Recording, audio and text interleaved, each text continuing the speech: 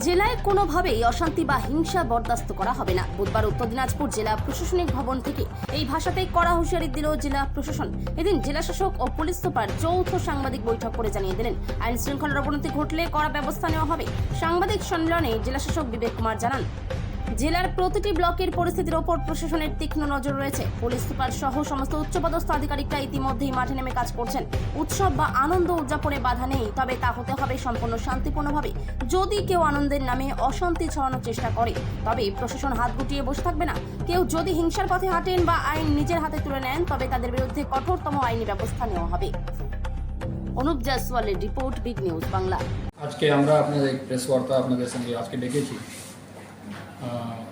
তো আমাদের সঙ্গে এসপি সাহেব আছেন বোথ পুলিশ ডিস্ট্রিক্ট, আমাদের সঙ্গে district force coordinator of Islampur PD and Raiganj PD আছেন, আর আমাদের অফিসিয়ালস আছেন।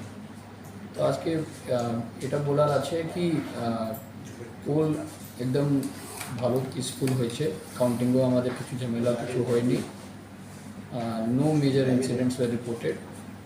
তো এটাই আমরা আগেও মানে কি পোস্ট পোল যে বলে কিছু ঘটনা হয়, তো ওটা আমরা আজকে সবাইকে এটা মিডিয়ার মাধ্যমে আমরা জানানোর আমরা চাইছি কি no post poll violence will be tolerated.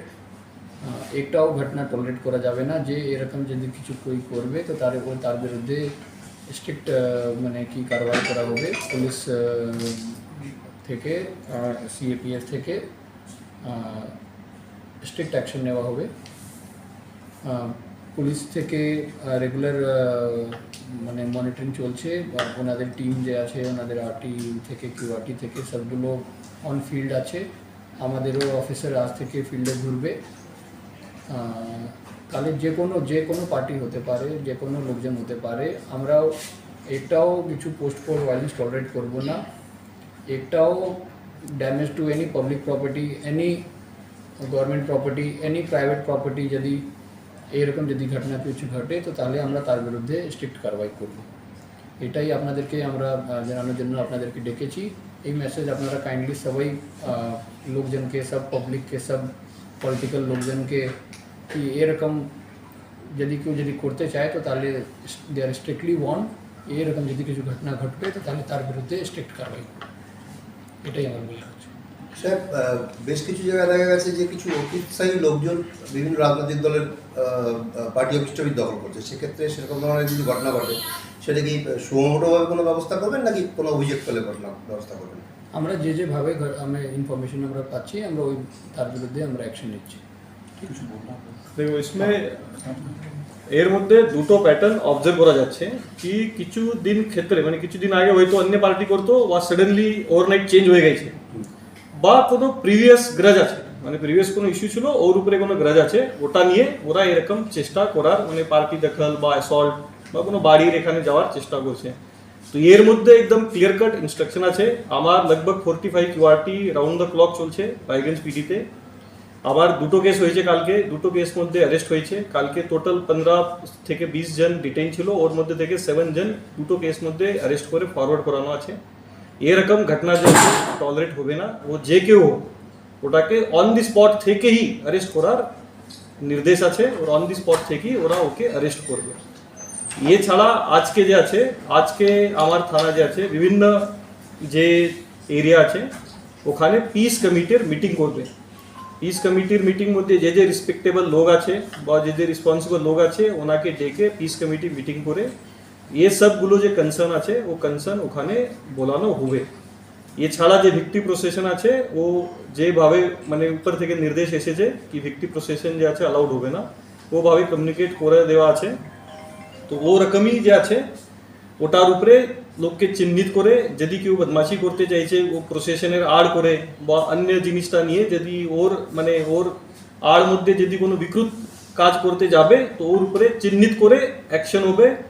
আজকেই আমরা সবাই থানা যে আছে যে ট্রাবল মঙ্গার এরকম ঘটনা করতে পারবে ও সবাইকে থানাতে ডিটেইন করে রাখবো।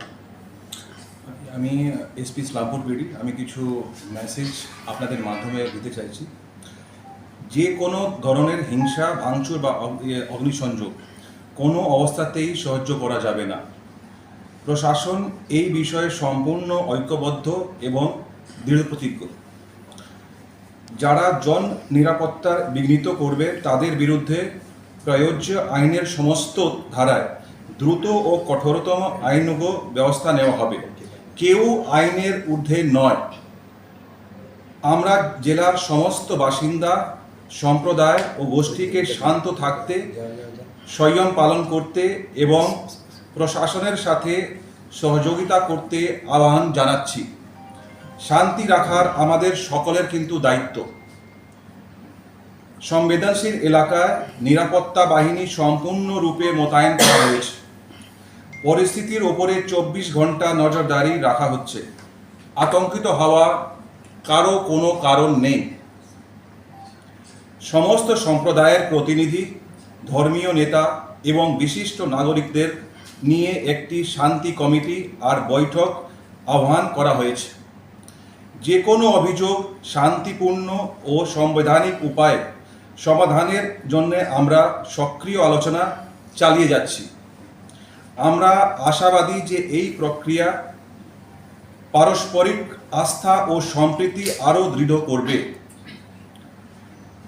আমি সবাইকে আহ্বান জানাচ্ছি কি গুজব ছড়াবেন না বা গুজবে কান দেবেন না। শুধুমাত্র সরকারি মাধ্যমে তথ্য যাচাই করুন। সোশ্যাল মিডিয়ায় যারা মিথ্যা তথ্য ছড়াবে তাদের বিরুদ্ধে কঠোরতম ব্যবস্থা কিন্তু নেওয়া হবে। পুলিশ, জেলা প্রশাসন, অর্ধসামরিক বাহিনী এবং জনগণ আমরা একসাথে নিশ্চিত করব যে শান্তি ও আইনের শাসন বজায় থাকবে। আমি ব্যক্তিগতভাবে ইসলামপুর পিডি প্রত্যেক নাগরিকদের নিরাপত্তার আশ্বাস দিচ্ছি। আমাদের কাল থেকে আমরা 4টে কেস করেছি। ওই কেসের মধ্যে 8 জনকে অ্যারেস্ট করা হয়েছে আর 17 জনকে প্রিভেন্টিভ অ্যারেস্ট করা হয়েছে। মোট 25 জনকে আমরা কিন্তু অ্যারেস্ট করেছি। আর আমি আপনাদের মাধ্যমে আশ্বস্ত করতে চাইছি কি যে কিন্তু যদি কোনো ঝামেলাতে জড়িত থাকবে ওদের কিন্তু দ্রুত আমরা কিন্তু ব্যবস্থা নেব। Thank you.